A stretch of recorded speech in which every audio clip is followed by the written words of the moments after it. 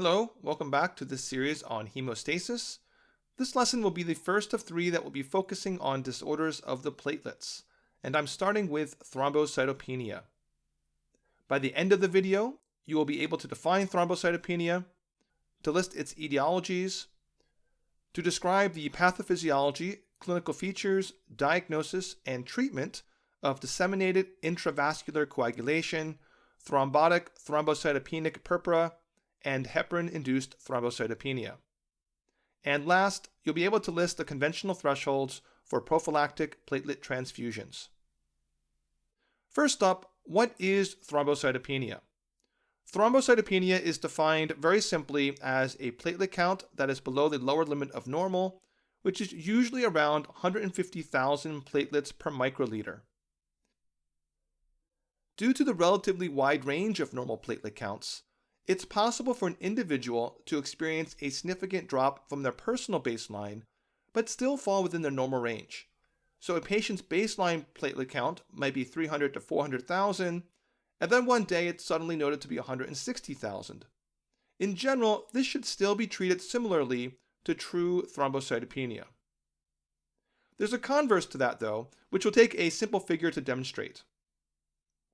If we took a healthy adult population and looked at the distribution of platelet counts within it, what would it look like? Well, it would be close to a normal distribution, centered around 300,000. In reality, the distribution is probably slightly skewed such that the median is a little different than the mean, but this is a good enough approximation to show that a small percentage of normal, healthy adults will have a platelet count which is technically thrombocytopenic. And the further away from the normal the platelet count is, the less likely the patient is truly healthy. So when deciding whether or not a patient needs to be worked up for thrombocytopenia, you need to consider not just the absolute platelet count, but also how abnormal the count is if it's not normal, whether the current count is significantly different from the patient's baseline, and how likely the patient was to have a platelet disorder to begin with. For example, a platelet count of 140 in an asymptomatic patient whose long-term baseline is 150 to 200 most likely does not need any specific workup. Next, what are the etiologies of thrombocytopenia? Thrombocytopenia is one of the most common lab abnormalities seen in hospitalized patients, and it has many possible causes. The first is decreased production. This can be due to bone marrow suppression and/or infiltration, as seen in acute leukemia, chronic myeloproliferative disorders such as chronic leukemia and myelodysplastic syndrome, chemotherapy, and a variety of infections, predominantly viruses, including HIV, CMV, EBV, hepatitis C, and parvovirus B19. Nutritional deficiencies can also cause thrombocytopenia, specifically folate and vitamin B12 deficiency.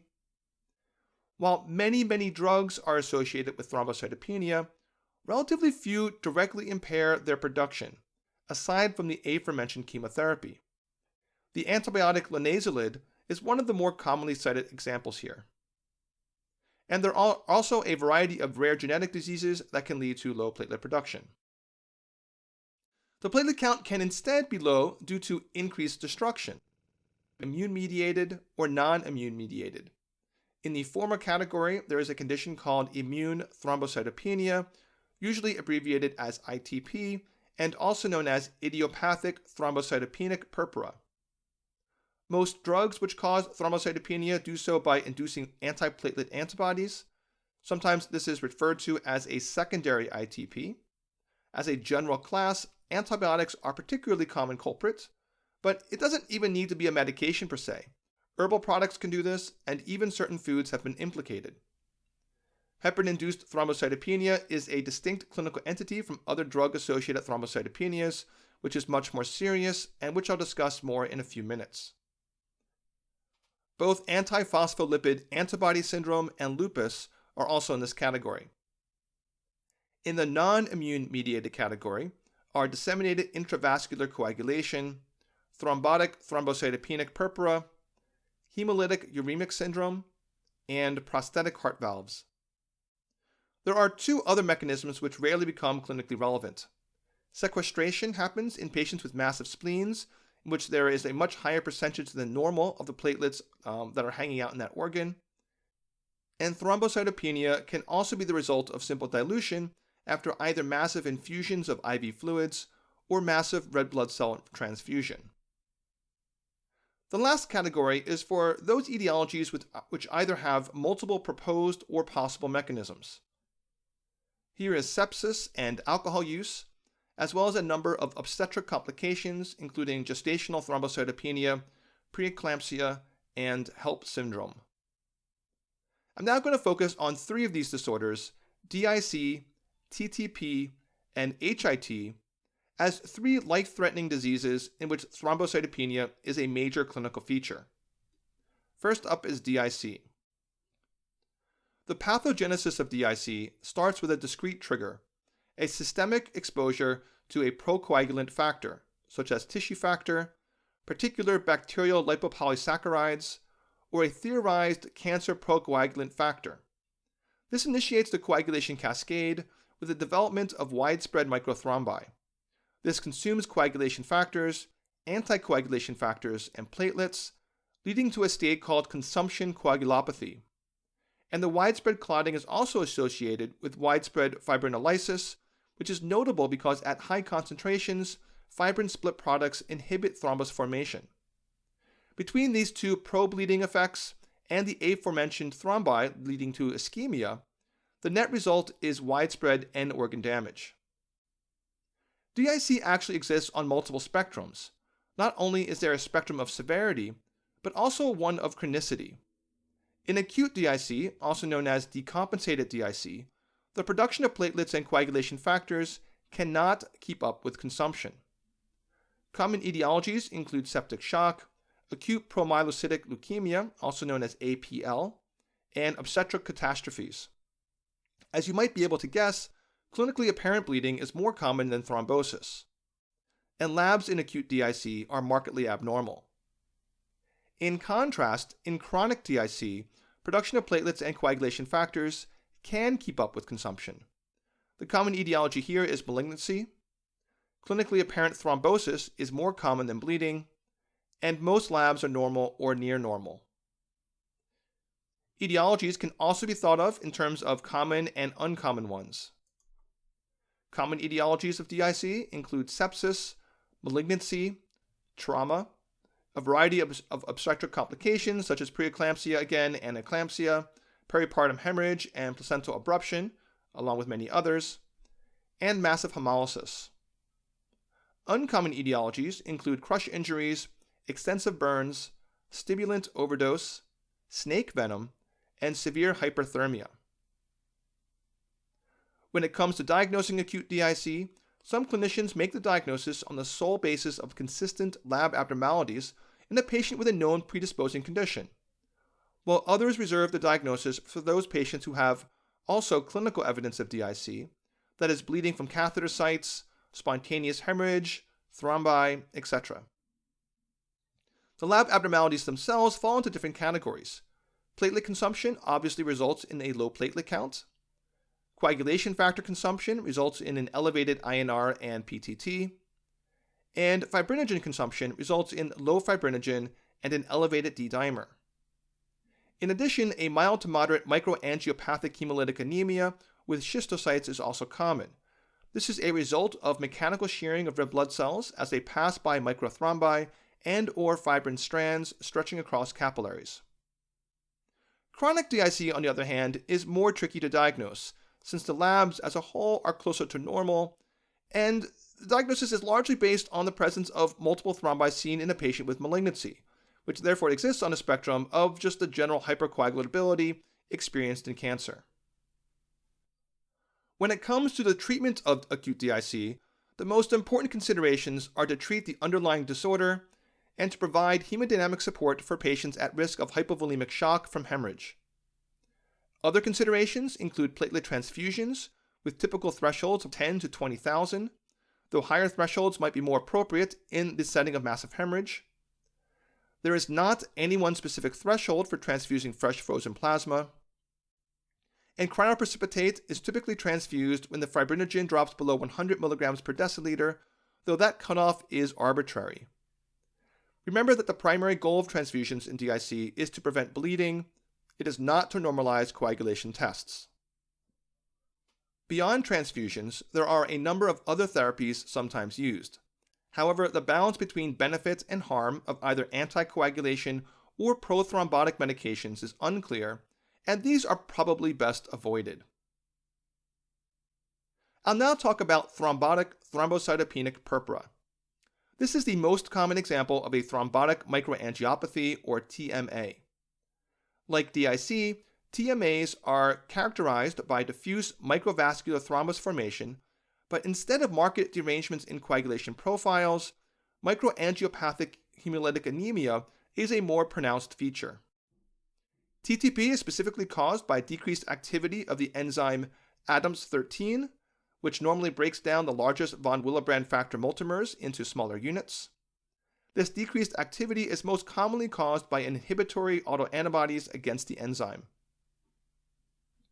The clinical presentation of TTP is often described as a classic pentad, consisting of thrombocytopenia, a microangiopathic hemolytic anemia, as already mentioned, acute kidney injury, neurological changes, including confusion, headache, and/or focal neurodeficits, and fever.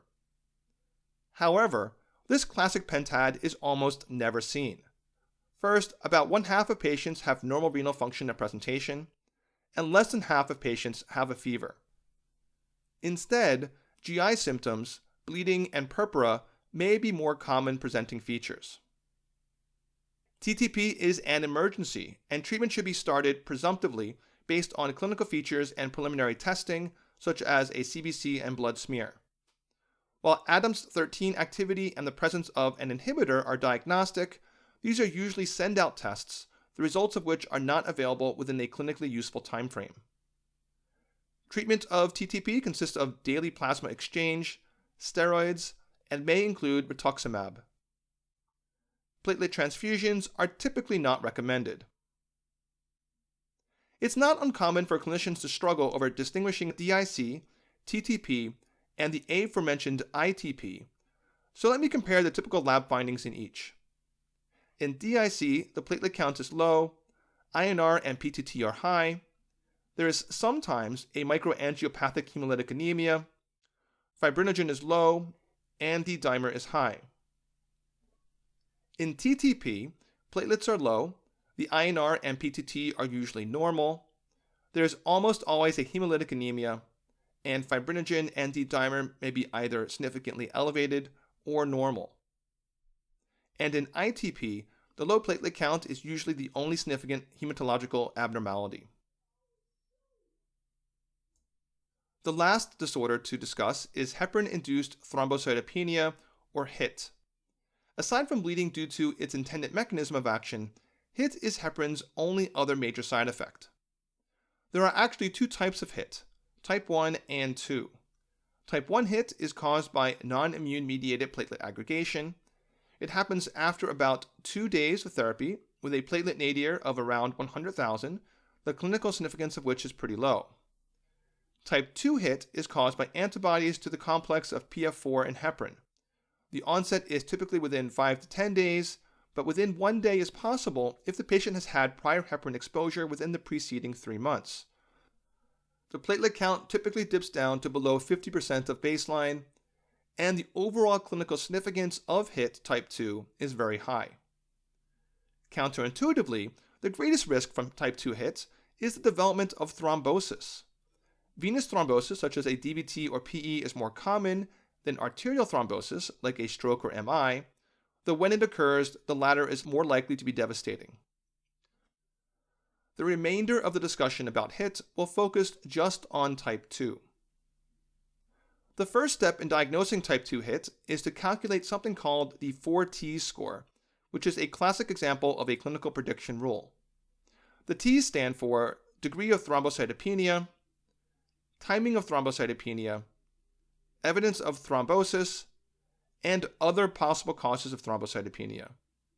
That last T, of course, is a bit of a stretch. Now, here's a chart that one can use to calculate the score. I'm not going to read through it, and literally no one memorizes this. The clinician just adds up the points the patient gets for each of the 4 categories, and then places the patient into one of 3 risk groups. The negative predictive value of being placed in the low probability group is outstanding, 99.8%. There is a 14% positive predictive value from being placed in the moderate probability group, and a 64% positive predictive value if placed in the high probability group. I'll come back to the HIT score in a minute, but I need to spend a moment on the lab assays for HIT. There are 3 main ones. There is an immunoassay that detects the antibodies, specifically an ELISA test. The advantages of the ELISA is that it is widely available and has a high sensitivity, but only a moderate specificity. Then there are functional assays which observe for effect. This includes the heparin-induced platelet aggregation test, which has a high specificity but only a moderate sensitivity. It's also usually a send-out test, meaning it takes a few days to come back. And the serotonin release assay, which has a high sensitivity and specificity and is thus considered to be the gold standard. However, it's not just a send-out test, but also very expensive. So now, how do we put together the 4T score, which you can think of as the pre-test probability of HIT, with the diagnostic tests?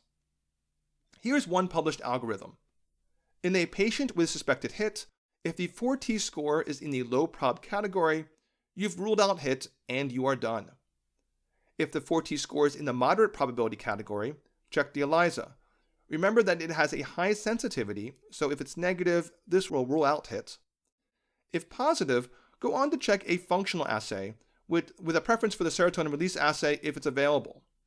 If this is negative, HIT is ruled out. If it's positive, HIT is ruled in. If the 4T score is in the high prob category, check the ELISA again. But now, since your pretest probability of HIT was higher, a negative ELISA doesn't sufficiently rule out the diagnosis because it's so severe to miss this. So the next step is the functional assay. And if your patient with a high prob 4T score has a positive ELISA, even though the specificity isn't great, because the pretest probability of HIT was relatively high, this will rule it in by itself and you don't even need the functional assay. As with the 4T scoring system, no one is going to memorize this algorithm, but you should be familiar enough with it that you will feel comfortable pulling it up from a reference and applying it to a patient. How is type 2 HIT treated? First, stop all heparin, including heparin flushes and heparin IV locks. Because it's a highly prothrombotic state, an alternative anticoagulant must be immediately started. Argatroban, fondaparinux, or even DOACs are all reasonable options. Anecdotally, in the US, argatroban seems to be the favored choice. If the patient was started on either argatroban or fondaparinux, at some point they'll need to be converted to an oral agent. Warfarin can be started, either without a loading dose or with a lower than normal loading dose, once the patient is already on a stable dose of the alternative anticoagulant and the platelet count has recovered to above 150,000. The reason for caution with using warfarin is because warfarin is thought to cause a transient, mild hypercoagulable state in the first couple days of its use on account of its quicker effects on protein C and protein S. Once the INR has reached target, and there have been at least 5 days of overlapping anticoagulants, the parenteral anticoagulant can be discontinued. The duration of warfarin is dependent upon the presence of thrombosis, with between 1 and 3 months being typical, though no one really knows what the optimal duration is, and this should be tailored to the specific patient. Last, heparin should typically be subsequently avoided for life, with a couple of uncommon exceptions that I'm not going to get into right now. The last topic I'll cover in this video are the prophylactic platelet transfusion thresholds. Before I list them, 2 caveats. First, the risk of bleeding is greater the lower the platelet count, but this risk is also dependent on the underlying etiology of the thrombocytopenia, how functional the platelets are, and the presence of concurrent coagulation defects. And second, recommendations for specific thresholds are based more on common practice consensus rather than evidence. There is significant institutional and clinician-specific variability. So now, going over each situation. Prior to neuro or ophthalmological surgery, those surgeons typically want platelet counts above 100,000. For epidural anesthesia, the threshold is usually 80,000. Prior to cardiothoracic surgery and high-risk orthopedic or vascular surgery, thresholds anywhere from 50 to 100,000 are used. Prior to all other surgery, therapeutic endoscopic procedures and lumbar puncture, 50,000 is typical. For prophylaxis against bleeding in a patient with APL, that's acute promyelocytic leukemia, a threshold of 30 to 50,000 is used. Prior to minor non-surgical procedures excluding LP, such as bone marrow biopsy, central line placement, and diagnostic endoscopy, transfusion thresholds of anywhere between 20 and 50,000 are used. And last, all other patients, that is, the routine patient in the hospital for some random problem who happens to develop an extremely low platelet count, a threshold of 10,000 is most common, though I have heard of thresholds as low as 5. Keep in mind that these thresholds I've just listed should not substitute for clinical expertise on any specific patient's case. That's it for this discussion on thrombocytopenia. The next video will cover the opposite problem, thrombocytosis.